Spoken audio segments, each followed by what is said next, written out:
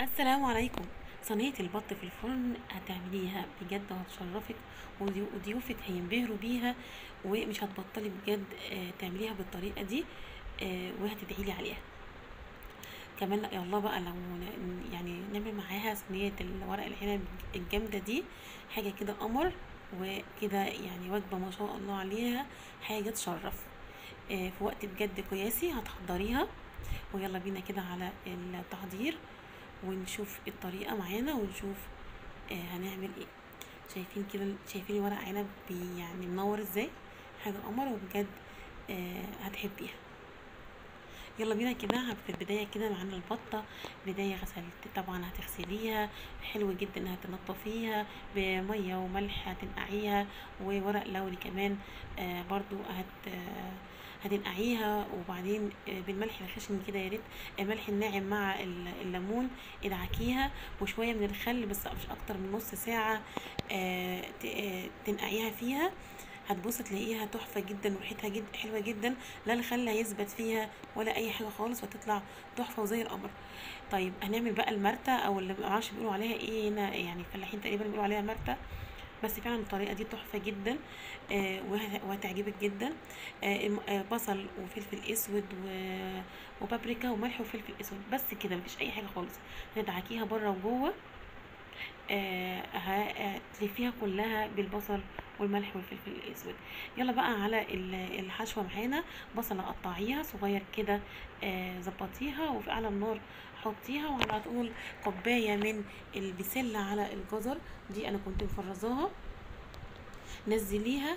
وبمجرد ما الميه تنشف من البسله لانها بتبقى مفرزه، وهتنزل ميه، والميه دي لما تنشف على طول انزلي بكوبايه من الرز، ملح وفلفل اسود، ورقه لوري وربع معلقه من القرفه، وبعدين كوبايه ميه مغليه، نزليها. وكده الحشوه خلصت معانا و10 دقايق بالظبط وهتكون جاهزه، او كمان اقل، ممكن 7 دقايق بالظبط هتكون جاهز الرز معايا اللي هتحشي بيه البطه.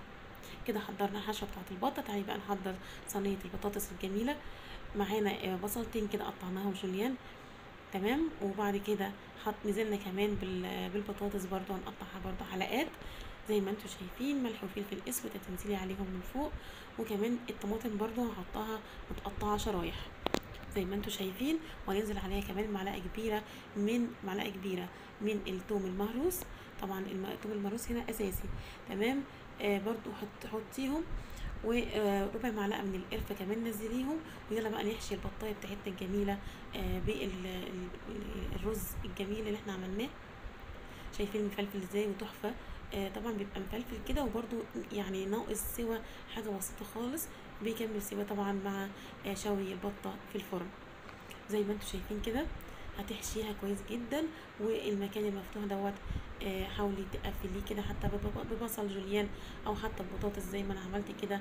قفليها وحطي البطه بتاعتك، وبعدين بالفويل او ورق الزبده، وبعدين ورق الفويل لفيها، وفي الفرن حطيها ساعه واحده بس. هتطلعيها عشان نعمل اخر تكايه. معايا معلقتين كبار من الزيت، معايا كمان ربع معلقه من الزعفران، او البديل عنه البابريكا، تمام. ملح وفلفل اسود، ما تحطيش كتير لان احنا مظبطين الدنيا قبلها وحاطين كل حاجه، فاحنا هنحط بس عشان نتبلها من فوق.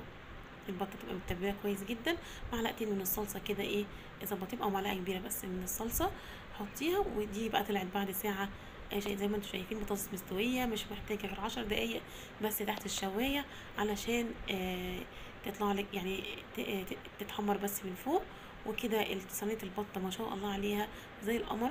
شايفه جمالها وقمر، هي قبل حتى ما تطلع او تدخل ال10 دقايق اللي فاضلين تطلع معاكي قمر. دايب البط، دايب جدا زي ما انت شايفه كده، صدر البطه دايب جدا جدا معايا. البطاطس، بص بقى، عايزه اقول لك صينيه احلى صينيه بطاطس هتعمليها في الفرن مع الحاجات اللي نازله من البط، من البطه والصوص اللي نازل ده بيخلي صينيه البطاطس في حته تانية خالص. بجد جربيها مش هتندمي انك عملتيها، حاجه قمر كده. ولايك وشير ما تبخليش علينا بيه. تمام، مع السلامه.